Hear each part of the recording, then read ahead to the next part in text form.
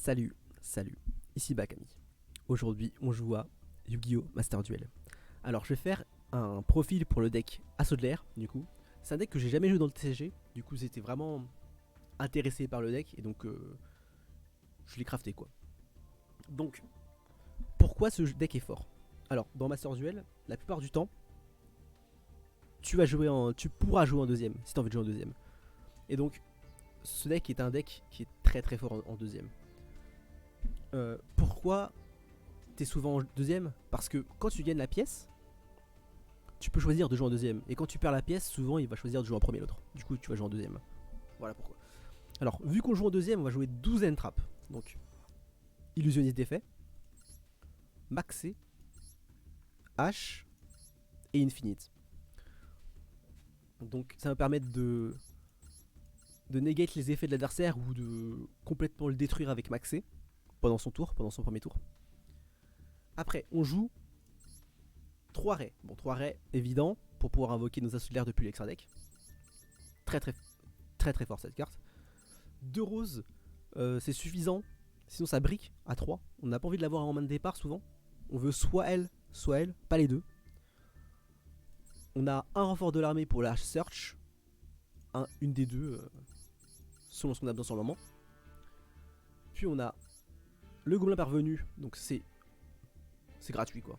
J'aurais aimé en avoir 3, mais j'ai pas la place dans le deck. Et en plus, j'ai pas les craft points. Du coup, voilà. Ça rajoute une carte de magique dans le cimetière pour les cartes magiques assaut de l'air. Du coup, c'est parfait. On a Peau d'avarice pour les duels en grand game. Du coup, il y a beaucoup de decks pièges en ce moment que je vois sur le ladder. Du coup, c'est très très fort.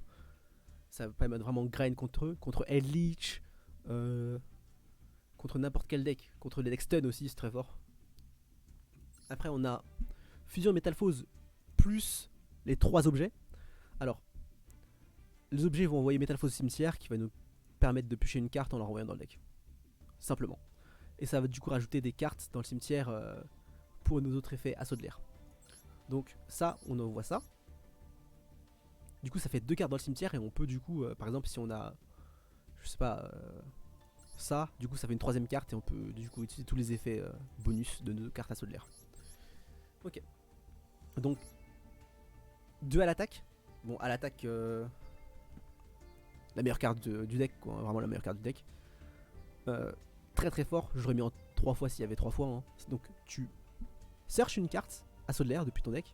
Et si t'as 3 cartes magiques dans le cimetière ou plus, tu peux piocher une carte. Genre c'est peau d'avarice mais en plus fort quoi. Peau de cupidité plutôt, en plus fort. Pas peau d'avarice, ça c'est peau d'avarice. Donc peau de cupidité en plus fort. Donc tu cherches un, tu pioches un. Pas mieux. Alors, post-combustion, en une fois dans le deck, c'est suffisant. C'est searchable avec à l'attaque ou avec Hayate plus Kagari si on a besoin vraiment. Et en une fois parce que avec multi-roll on peut la reposer. Du coup, pas besoin de la mettre en plusieurs fois. Il y a déjà 2 exemplaires quoi.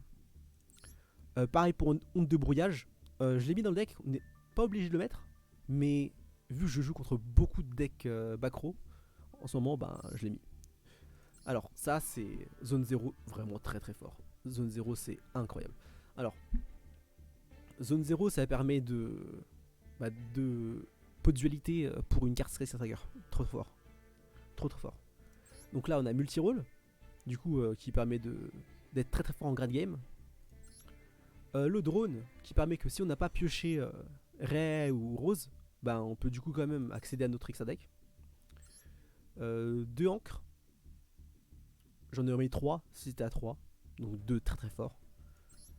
Un boost aigle pour protéger, par exemple, sur les. Si on nous utilise d'effet un de nos monstres, on peut faire boost aigle pour le protéger. Alors, canon requin, très très fort contre les decks qui sont dans le cimetière, qui jouent sur le cimetière, c'est très très fort. Et bon, bah les infinis, j'en ai déjà parlé. Alors, dans extra deck, on met. C'est classique, hein, donc un Kagari, parce que c'est à 1, sinon j'en mets 3.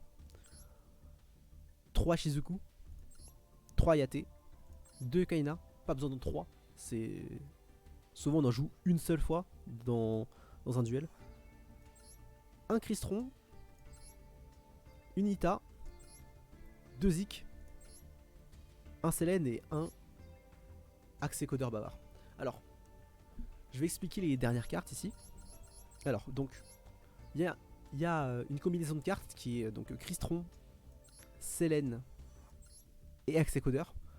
Alors, on invoque du coup n'importe quel monstre avec un monstre synthoniseur, un des deux, n'importe lequel. On invoque du coup Crystron.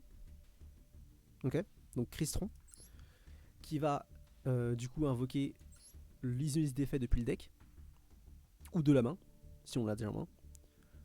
On va linker les deux pour Selene qui va réinvoquer du coup l'illusionniste. On va faire link 4 du coup et invoquer du coup Axecodeur. Très très fort. Vu le nombre de links qu'on a dans notre deck, Axecodeur il a infini pop. Il peut pop le monde entier. Trop trop fort. Et du coup pour Ita, c'est pour du coup recycler ma Shizuku s'il y a besoin. Ma Kagari, excuse-moi, s'il y a besoin. Du coup, très très fort. Et c'est aussi un monstre magicien si on a besoin. Si on arrive à voler un monstre feu par exemple avec canon requin ou avec encre veuve, bah, on peut partir sur charmeuse de feu et faire le combo avec Selene assez facilement. Du coup. Ok, donc la decklist est terminée. Je vais aussi sur ma chaîne poster des replays du deck. Donc très très bientôt, hein, dans genre 1h30, un truc comme ça. Du coup, j'espère que vous serez au rendez-vous et que vous avez aimé la decklist. Plus.